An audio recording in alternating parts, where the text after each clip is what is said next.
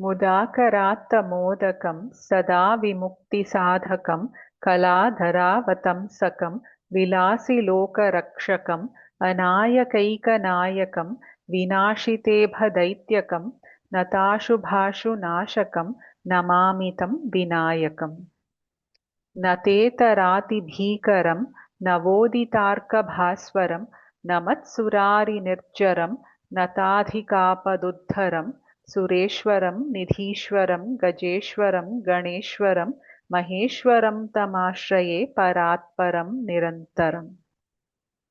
समस्तलोकशङ्करं निरस्तदैत्यकुञ्जरं दरेतरोदरं वरं वरेभवक्त्रमक्षरं कृपाकरं क्षमाकरं मुदाकरं यशस्करं मनस्करं नमस्कृतां नमस्करोमि भास्वरम्।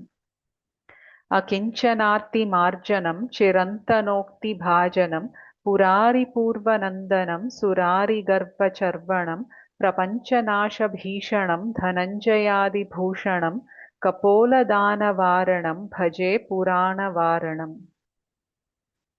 नितान्तकान्तदन्तकान्तिमन्तकान्तकात्मजम् अचिन्त्यरूपमन्तहीनमन्तरायकृन्तनं हृदन्तरे निरन्तरं वसन्तमेव योगिनां तमेकदन्तमेव तं विचिन्तयामि सन्ततम्।